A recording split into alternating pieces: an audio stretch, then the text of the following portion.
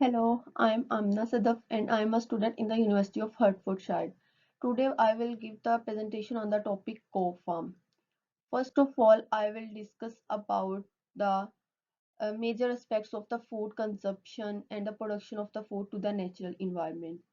Actually, the food consumption and the production of the food has many environmental impacts, which includes deforestation, food wastage, global green gas emissions, and the soil degradation. Land use and degradation is that agriculture actually utilize 40% of the total land area, which results in deforestation, and approximately one third of the totally locally produced food which is consumed by humans is wasted. And global green gas emissions, agriculture uses almost 24% of the totally global green gas emissions. Soil degradation also affects the 33% of the totally global cropland. Now we will talk about a brief overview of co-farm. Actually, when we talk about the brief overview of co-farm, it includes following four things, which includes purpose, vision, strategies, and its core values. The vision of the co-farm is to create a world where every individual can access to the locally produced food. And the purpose of the co-farm is to enable the community where every individual can produce their own locally food gardens. And its core values includes the two things, sustainability and the equity. Sustainability is that which nurtures the long-term ecological well-being. And strategies also includes the two things which are community engagement and the training and education. So now we talk about the Desire living labs. Actually, there are total 25 Desire living labs which are spreading across 17 European countries. The primary objective of Desire Living Labs includes the testing of the digital solutions to meet the requirements for rural communities. And focus area of the Desire Living Labs encompass precision agriculture and the smart farming for rural communities and for the sustainable food systems. And the cost of the Desire Living Labs also have four different types of the cost, which includes cost of infrastructure and the cost of equipment and its technology, and social costs and operational expenditure costs. Cost of infrastructure, essential or the necessary establishing the necessary infrastructure in these Desire living labs can be financially demanding. Basically, for example, one of the study of the European Union reveals that the broadband of the infrastructure per household in rural areas could be 1.60 times greater than in the urban areas. And equipment and technology, necessary equipment and the technology such as sensors, drones, and the softwares can also be quite expensive. Because a study in the conducted in the University of the California reveals that the drone system for agriculture can range for up to 1,000 pounds to 5,000 pounds per acre. And the operational cost includes the data management and the personal training. Social costs encompass the potential impacts on local communities as well as ecological along with the social adverse social consequences. Now we will talk about the its benefits. Actually, the living labs, Desire living labs, have different types of the advantages, both in terms of environmental and ecological. When we talk about the economic benefits, it includes the employment generation and the cost efficiency and the enhanced competitiveness. And environmental benefits have lower green gas emissions and the preservation and the biodiversity conservation. Precision forestry methods such as those dedicated by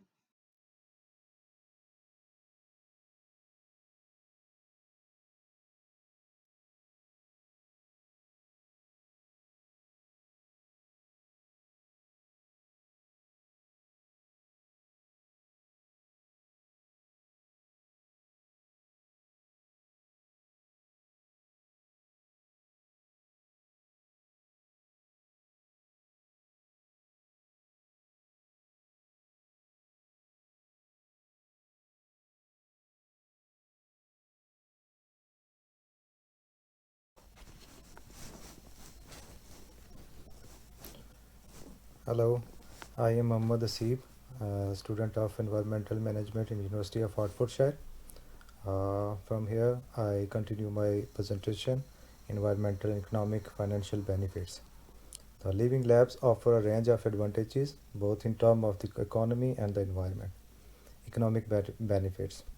Employment generation. As per European Commission report, digitalization has the potential to create as many as 1.2 million new jobs in the Europe by the year 2025. Cost efficiency. Digitalization can lead to cost reduction across various sectors, including agriculture, forestry, and water management, as noted by the fellows in 2022. Enhance competitiveness. According to the McKinsey report, the adaptation of digital technologies could elevate the European Union's GDP by up to 2.5 trillion by 2025. Environmental benefits. Low greenhouse gas emissions.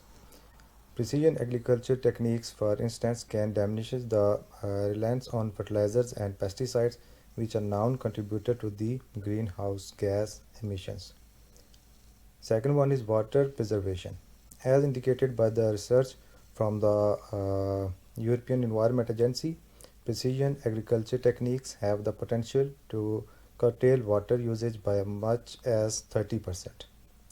Third one is biodiversity conservation. Precision forestry methods such as those detailed by the Anderson can reduce the usage of the herbicides, thus supporting biodiversity conservation.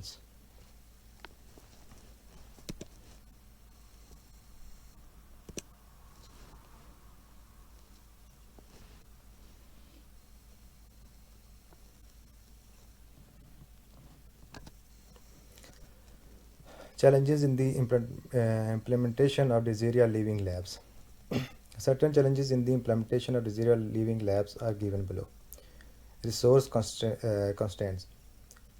Rural areas, as per European Commission's report, often face limitation in terms of the financial resources and infrastructure required for the effective deployment of the digital solutions. Second one is digital disparity.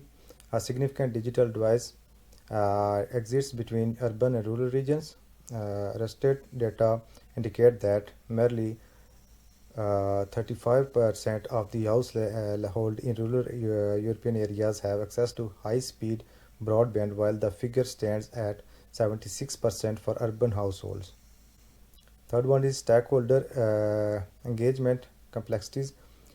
Engaging stakeholders from the diverse sector with the Duziria living labs can be intricate, as each sector has its own distinct priorities and interests.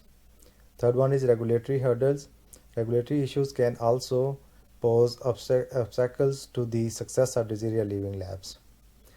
And next is data privacy and security concerns. The utilization of digital solution in Duziria living labs may trigger concerns about the privacy and the security of the data. According to a Eurobarometer surveys, 50% of European citizens express worry about the security of the personal data when using digital technologies. Collectively, these challenges underscore the importance of the securing adequate funding and the infrastructure to ensure the viability of Duziria living lab. Strategic niche management in Duziria labs. Strategic niche management, that is S&M, is a framework that aids in comprehending the dynamics of the innovation within the emerging markets to sectors concerning the development of the new technologies, products, or services. Here the overview of the S&M's applications. Collaborative innovations. S&M underscores the significance of involving a wide array of stakeholders in the innovation process. In Duziria Living Labs, up to the year 2021, more than 200 stakeholders have actively participated in these living laboratories. Technology experimentation. The living labs serve as a testing ground to experimenting with various digital technologies. To date, they have assessed over 50 different technologies encompassing precision farming tools, e-commerce platforms, and the small sensors. Third one is impact evaluation. This area primarily aims to evaluate the economic and the social of digital technology in rural areas. As an example, in the Italian Living Lab, the utilization of precision farming tools has resulted in an average crop yield increase of 10 to 15%.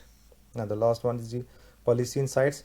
The Living Labs also serve as a platform for stakeholders to exchange their experiences and insight with policymakers. Based on the insights derived from these living labs, this area has formulated a set of policy recommendations aimed at performing digital innovation in rural regions.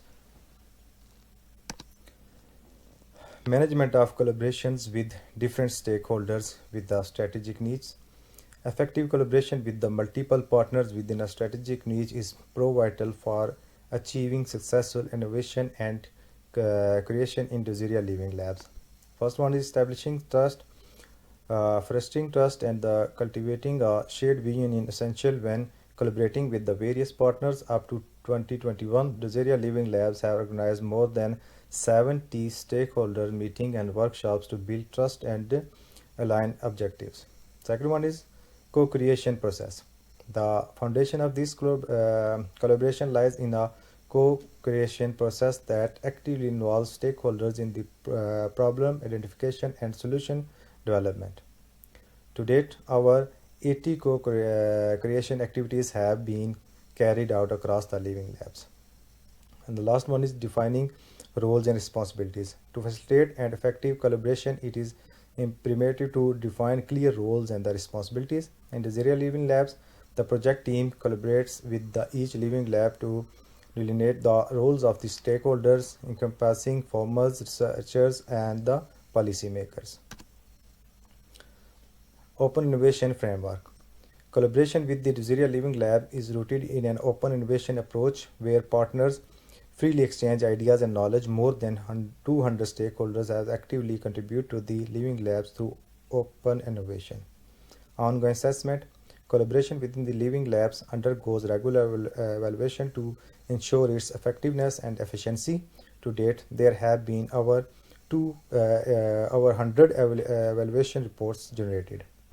Effective dissemination and the communication. In Desiria Living Labs, stakeholders receive regular updates on the progress of the co-creation activities and results are demonstrated through various communication channels. The project has produced over 50 dissemination materials thus far. In summary, the management of collaboration through these key principles has empowered the living labs to achieve successful innovation and co-creation, resulting in valuable insights for the advancement of the rural development. And at the end, conclusions.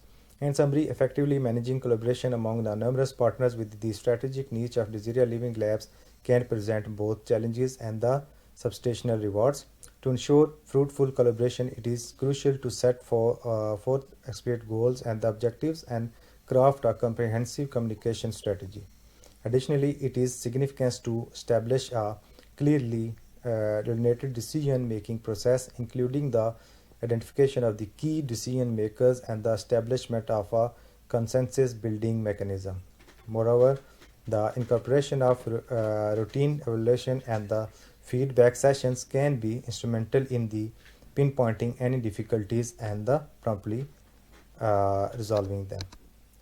And here at the end are the references, and that's it. Thank you.